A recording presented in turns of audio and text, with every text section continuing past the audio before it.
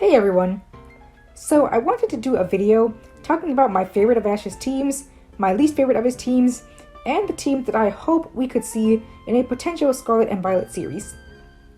The reason I wanted to do this is because I spent a lot of time thinking about why I don't like Ash's Journeys team. I know that sounds very weird, very specific, but I've been thinking for a while why I really just don't like Ash's Journeys team, and I think I came up with a reason, but I'm gonna need to explain more about what teams I do like from him before I go into that team. So with that out of the way, let's just get right into it and not waste any more time. So I should probably start out by saying what are my favorite of Ash's teams. And my favorite teams from him are his Hoenn team, his Sinnoh team, and his Kalos team. For me, Ash's best teams are the ones which are relatable. And when I say relatable, I mean a team that I could see a little kid who's watching the anime having as their in-game team, or something very similar to their in-game team as they play. And it doesn't necessarily have to be a child. It could be a teenager, an adult, it could be anyone who's actually playing. But because Ash himself is a child, I find it kind of charming and endearing if I could see a little kid making a team in the game that is very similar to a team that Ash has, and they can look up and see Ash on the TV having 3 or 4 Pokemon that they have on their team and saying, oh my gosh, I have those too. Oh, this team is really interesting to look at because I have these same Pokemon and I can relate to Ash. I'm not saying that if you have the same Pokemon on your team as Ash has, that you're more likely to like the team. Ash has had a lot of Pokemon that I've used and they aren't necessarily my favorites or part of my favorite teams. But like I said, I personally just find it a bit charming when someone can see that. Specifically going into the actual elements of these teams, I do prefer when Ash has only 1 or 2 starters on his team, preferably 1, but I don't too much mind 2. But I really prefer him having 1 because, again, that to me just adds to the relatability of it, because in the games, you can only have 1 starter, unless you're trading with someone or hacking the game, which hopefully you do not do.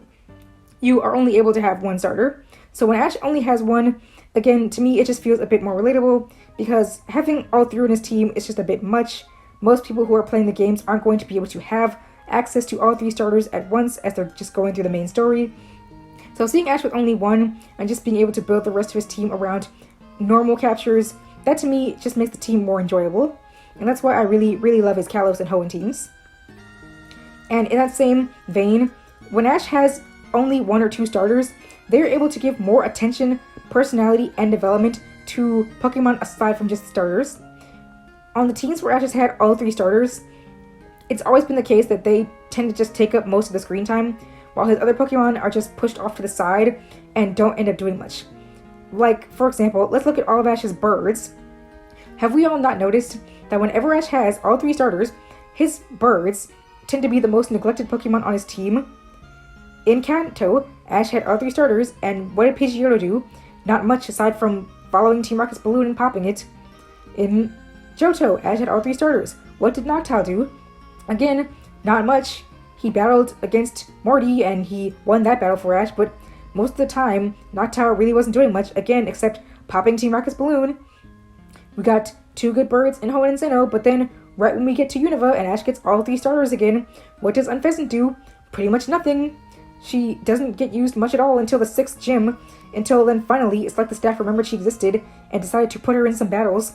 But even in a lot of those battles, she just didn't end up doing much, which, why would she? She barely had any battle experience. Of course she was going to lose a lot. And one of the reasons for that, I believe, is because they were focusing so much attention on Ash's starters and a couple other Pokemon that the birds and some others captures here and there just ended up being neglected. And I really just don't like that. So I prefer when Ash only has 1 or 2 starters. Ash's Hoenn, Sinnoh, and Kalos teams were able to give more development and more personality to more of his Pokemon when they only needed to focus on 1 starter. Of course, the starters had their own stories, but other Pokemon had them too, and they had personalities, like Torkoal being the crybaby, and Corphish being kind of bold and brash and kind of funny. You know, he had his own personality going there. Glalie, Snorunt needing to master Ice Beam. Sinnoh, we had Starly having a little episode at the beginning wanting to become stronger. We had Gligar wanting to become stronger and evolve into Gliscor. We had, of course, Infernape and Turtwig having their own stories, but there was just more. We had Weasel, who was previously with Dawn and had to adapt to different battling styles.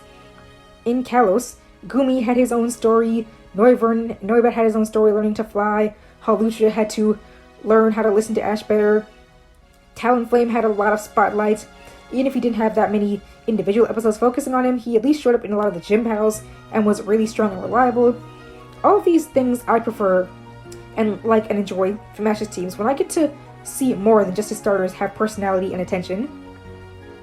And that is why I find my least favorite of his teams to be his Unova team, his Alola team, and his Journeys team. But before I get too deep into that, let's look at something else I don't like about some of these teams. And I should also probably throw in Ash's original Kanto and Johto teams, in that I really don't like when Ash catches more than 5 Pokemon, because again, just like I just mentioned, it's really hard to give so much attention and development when you have to rotate between 9 or 10 different Pokemon. That is one of the reasons why and I think many people don't like his Unova team, because Ash made so many captures, but only the starters and maybe Crocodile and Scraggy got a bit of attention. Boulder, Palpitoad, Lee Vanny for the most part really didn't do much. But Palpitoad I think only appeared in like maybe 4 or 5 episodes, and just only in episodes where he battled. We didn't get to see him outside of that, and overall it just made it hard to really bond and connect with his Pokemon, and it just made us wonder, why even have Ash capture these things if he will not use them? Now to bring up something I don't like from his Alola team, I don't like that he had legendaries and mythicals on his team. The Ultra Beast Naganado and the mythical Melmetal were added to Ash's team pretty late. For the longest time, Ash's Alola team was just Pikachu, Torracat, Rowlet, and Lycanroc, and he didn't have anything else. And then when they finally gave him a new capture, they didn't give him something normal, like say, I don't know, a Passimian or an Alolan Sandshrew. They gave him Poipole, and then they gave him Meltan. I just didn't like this because, again, that just hurts the relatability for me. I think, obviously, many people do use the legendaries on their team, especially if they're struggling and they want something really powerful, but I think most people just don't end up using them on their teams. One, because people don't want to be overpowered, and two, you get legendaries so late in the game, most of them are very hard to catch. There's really no point in even trying to add them to your team, because it takes forever to get them. You probably already have a full team by the time you get to one of these legendaries, and then they're just so hard to catch, and you probably already have a full team at that point. So why would you even use the legendary? And again, they can be overpowered, and many people don't want to have too much of an easy time with the game, so in general, having legendaries just isn't something I see all too often. So I really didn't like when Ash had 2 legendaries on his Alola team, because to me it just felt odd, it didn't feel relatable, and it just felt very overpowered, like they needed Ash to get these really strong Pokemon because he hadn't made any captures, so he didn't have time to raise up any actual Pokemon, normally, so he just gave him these very strong Mythicals and Ultra Beasts, so I just wasn't a fan of that. And again, that goes into the reason why I made this video, why I don't like Ash's Journeys team. It just, to me, doesn't feel relatable. It feels like an odd mishmash of random Pokemon, and especially the fact that it doesn't really focus on the brand new region. Obviously, Journeys was not a Sword and Shield series, unfortunately, but the fact that they gave him these Kanto Pokemon, this Lucario, and only 2 new Galar Pokemon, I just really wasn't a fan of it.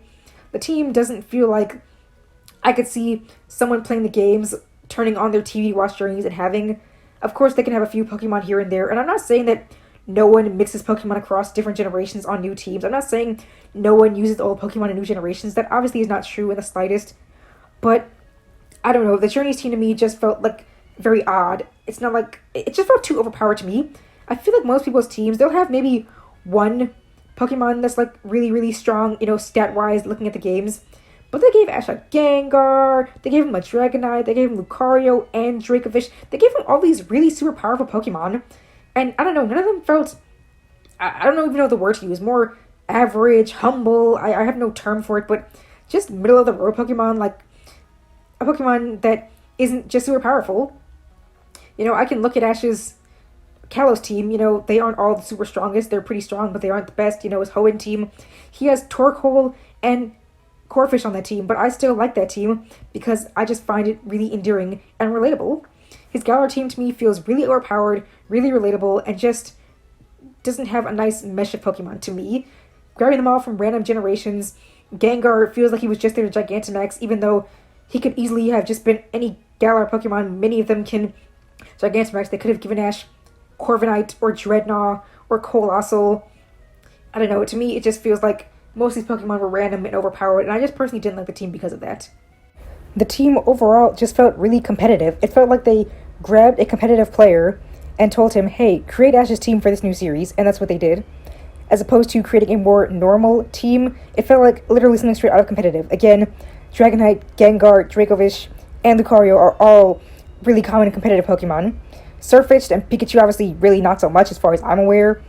I'm not really a competitive player, but those other four definitely are. So that's another thing that I just don't like. This felt to me like a competitive players team, not like a traditional casual Ash Ketchum team. So that's what I wanted to get out the way first. What I really like about Ash's teams, the things I dislike about his teams. And now I want to go into my hopes for a potential Scarlet and Violet team. So let's talk about Pokemon Scarlet and Violet. Obviously, in recent years, the anime has given us so many different shakeups that I personally have no idea what to expect anymore. I know many people are expecting a Scarlet and Violet anime, but personally, I'm just not too sure. I mean, we didn't get a Sword and Shield anime, we got Journeys instead. And even before Journeys, we did get Sun and Moon, but Ash didn't travel in Alola, he didn't really take on the trials and focus on that all too much. Most of Alola was sitting on Melemele Island, sitting at the Pokemon Trainer School, and only doing trials and other things when the plot demanded it. So, for me right now, I don't know if we're gonna get a Scarlet and Violet series, and if we do, I don't know if it'll be a traditional series. I don't know if it'll be focusing on Ash. I've been hearing rumors of people thinking Ash might be replaced after Journeys. I have no clue, guys. So, I'm not here to say that we are getting a series or that we aren't getting it. I have no clue. We might get a Scarlet and Violet series, we might not. If we do get it, it may not be a traditional series, it may not be focusing on Ash.